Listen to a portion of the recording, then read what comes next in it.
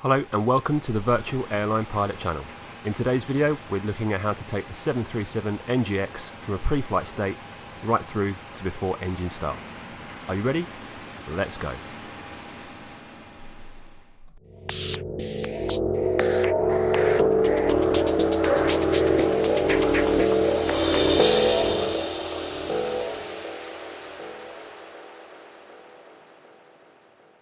Hello and welcome to the Virtual Airline Pilot channel and another video in the PMDG 737 NGX. So, back at Gatwick, stand 12, weather's not particularly great this evening. As you can see, it's just started raining in fact. The video today is about taking this aircraft here from a pre-flight state through to engine start. So in my previous video I did the cold and dark through to pre-flight. This is the next stage, and then from then on my full flight videos will be from pushback, engine start, taxi out to the runway, and off we go. So without further ado, let's go onto the flight deck and start getting things ready. So welcome on board. The first officer is doing his walk around at the moment in the rain, unlucky for him, and we're in the nice warm flight deck. So let's start getting things ready. Turn that off, that shouldn't be on. So what I need to do then is the CDU pre-flight. Okay, so it's a fictional route today. I'm not actually flying anywhere, I'm just doing this to show you what you do. You can be flying from Gatwick, EGKK, to Manchester, which is EGCC. So I've already planned a route in PFPX separate to this video, so put that in the company route. That's loaded in some of the route information. I'm just going to add some more details, which is the flight number. Again, just made up. This would be whatever airline you're flying for on the flight number. So Victor Victor Victor 001. Departure runway today. I've checked the ATIS. 26 left. Departure. And PFPX is telling me it's a Lambourne for Victor. Now the departure you would be given by air traffic control when you call up for clearance. However, I'm not using VIII or flying online today, so I'm just going to put it in as if I've been given that information. So, right, perhaps it's for Mike, sorry, is the departure. So that's set there. Activate that, and that's done. So you can see it started to draw a route. We're here, we're going to taxi out to 26 left, take off, right turn, fly towards the Detling VOR, left turn, up to Lambourne, Brooklands Park, by Stansted, and up to Manchester. So, let's start adding in some performance information. So, click on that button there, and almost full today, 173 passengers, with a zero fuel weight of 58 tonnes. Planned fuel, today's flight is, let's see, 4.2. We've got 6 tonnes on board, so plenty. Reserves is 1 tonne. Cost index is 50. This would depend on what airline you're flying for, but yeah, it could go up to 100, it could be more. The cruise altitude, PFPX has calculated flight level 240. I've mentioned PFPX a few times there. It's a flight planning program if you're not aware. I will do some videos in it another day, but if you really want to get into flight planning and making your flights as real as possible, then PFPX is quite worth looking at, as is SimBrief. You can produce airline quality operational flight plans, so really good for realism. So I'm just going to continue putting some information in. This would all be information you would get from the flight plan. So the cruise wind is 248 degrees at 63 knots. Put that in there. The temperature. Hi, the security and safety checks are all done. Are you good to start boarding? Go for it. Okay. Okay. This up here is FS to crew. I should have mentioned that at the beginning. I'm using this as a crew simulation. So I've got the first officer, and I've also got the cabin crew to communicate with, so I can go through a checklist, ask them to do things, and it makes flying this aircraft a lot easier. So you'll hear me talking to you, and talking to them, talking to you, and so on. Anyway, right, minus 28. was the temperature at that altitude. Transition altitude for the UK, or this airspace, is 6,000 feet. You can execute that. Brilliant. So I'm not going to go as far as the takeoff information, the N1 settings and takeoff. I'll do those in a minute when we get the load Back sheet. from the walk around, everything looks good. Good stuff. So that's the first officer happy with his walk around, so he's going to continue setting up things on his side of the flight deck. So let's zoom back out. Next thing then, okay. So what I could do now is I could start putting some information into the departure page on FS to crew. So this is where you, in fact no, I'll come back to this. Pre-flight flow, that's what I need to do. So let's look at the overhead panel. Okay, so we start on this side and then we work across. Yaw damper is the first one. Switch that to on. Just move to one side. There we go, it's better. Navigation display transfer switches should be in normal and auto, which they are. Fuel pumps can go on now. Cabin utility and IFE switches, so in-flight entertainment and the power to the galley, that's on. Fasten seatbelt signs, fueling is complete, so we can turn that on now. The reason for, if you're interested, the seatbelts being off whilst refueling is happening is because if a rapid disembarkation is required, they want passengers off as quickly as possible. So if you've all got your seatbelt on, it takes extra time. So if you hear a shout from the flight deck that rapid disembarkation is required, you don't have your seatbelt on because the seatbelt sign's off, you can get off the aircraft a lot quicker. Anyway, I'm going on a bit here. Right, verified chime switch is off, electric hydraulic pumps on. We would call ground crew to check if that's okay to pressurise, but I'm going to leave those off for now. Trim air is on. Temperature we can leave, packs auto. There we go. Window heat, that should have gone on.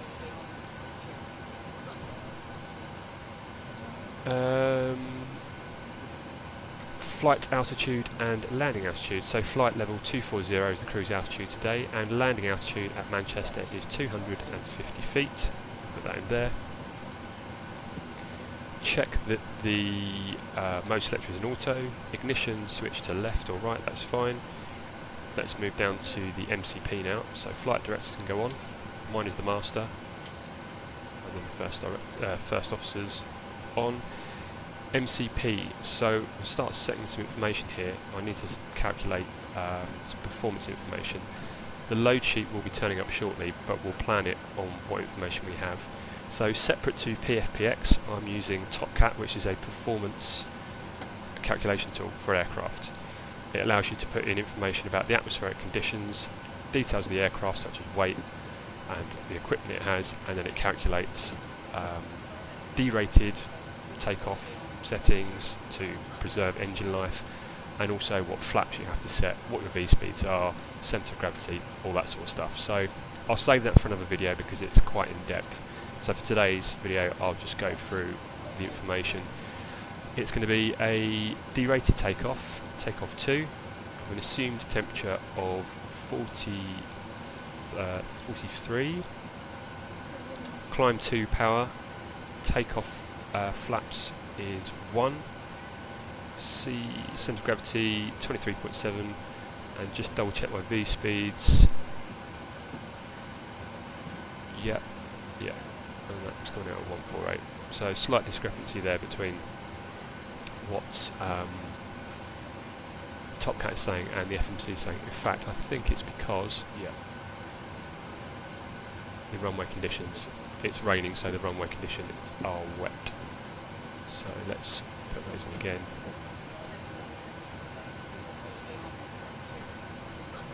Okay, that's not different. I need to run those figures again, but we would check that against the performance information again, and also when the load sheet turns up, some passengers might not have turned up, some extra bags might have turned up, extra cargo taken off. It can all affect this information here. But for now we'll go with these figures. So we've got a V2 speed 143, so set that in the box there. Heading 26 left is 260. I mentioned earlier about your departure clearance from air traffic control. They would give you a altitude to fly to. I'm going to say it's 6,000 feet, which is the norm I think for Gatwick. Bank angle, that's fine. Auto brake, turn that to RTO now. Reset fuel flow, don't need to do that. Set standby instruments, they are set. Check engine indications are normal, they are. Speed brake lever is down. Parking brake set. Stab trim cutout switches are normal. Set the radios, okay. So the departure flying today, I'll just zoom out. Yeah, this is pre-programmed in, and the CDU is going to talk to the flight director, and the flight director is going to talk to this display, and it's going to tell me exactly where to fly, how high, and at what angle, heading, etc., etc. So radios aren't really used. However, as a backup and also to monitor navigational performance, you would set your navigation radios. So in the event anything fails in the aircraft, you still have backup navigation, and you also need it for your ILS if you're landing or if you're doing a VOR approach. So Nav 1, I'm going to set to the Detling VOR, which is the first VOR we fly to, and then in the standby frequency I'm going to set it to 110.9, which is the ILS frequency for runway 26 left. I'll come to that in a minute. On the first officer side, I'm going to set the Lambourne VOR, which is the end of this standard instrument departure. So that's 115.6, and then again 110.9 for runway 26 left in the standby. Back up to here, to the MCP, I'm going to set the courses. I'm going to fly the 260 radial. So actually if I zoom out again, you can see on here, this course here. If I set that to 260, that's going to line up with this here. Right, where are we? Yeah, 260. There you go.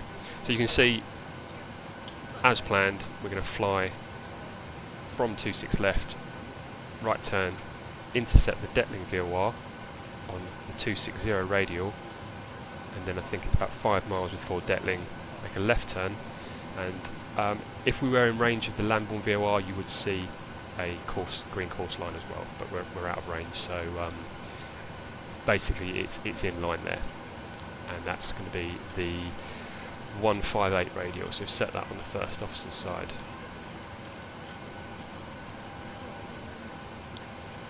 Good. Back down here again, transponder, not flying with ATC, but they'll give you a escort code which you set there. Com radios, again, not flying with ATC, however I am using Active Sky Next, and you can set it to 122.0 for your departure weather, and then when you're up in the air, if you want to check the weather at your destination, if you've loaded a flight plan into the weather engine, you just put 122.02 and you can listen to your arrival weather. Okay, so I always have that set on my standby.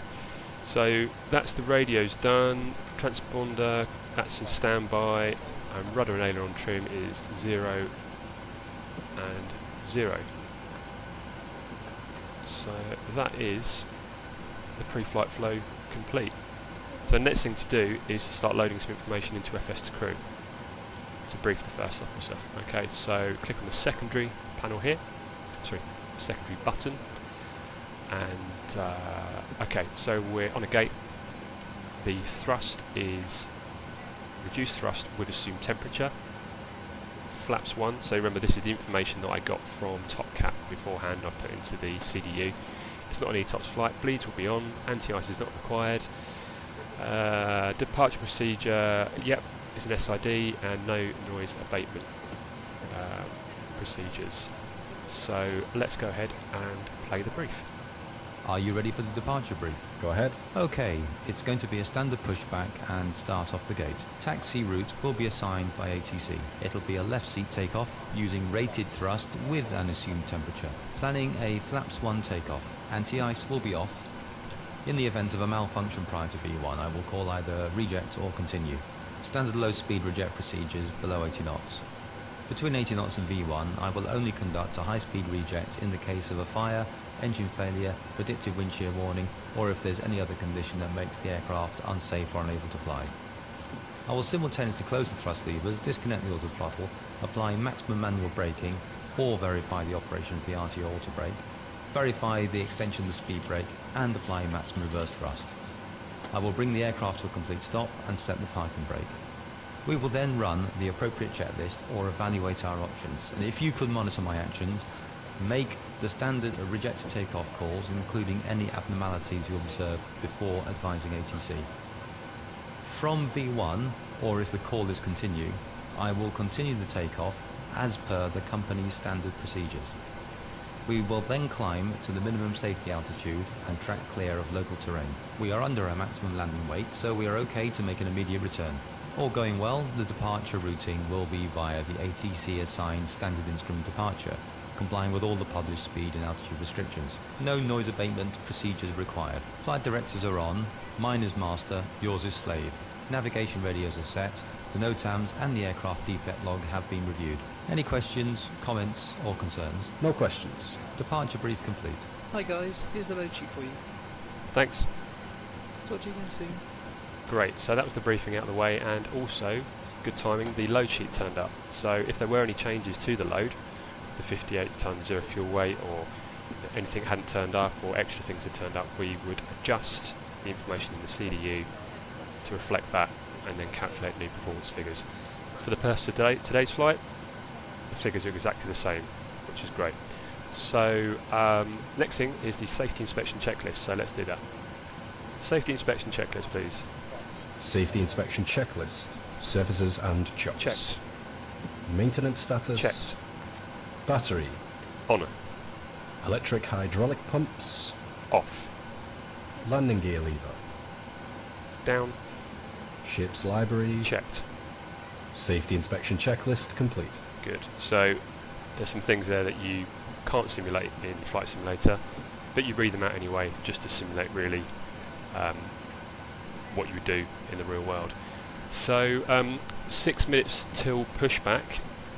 That is pretty much it, really. So the next thing to do after this would be the before start checklist to line. That would also involve another flow, setting things on the overhead panel, and then going through a checklist and starting up the engines as you push back.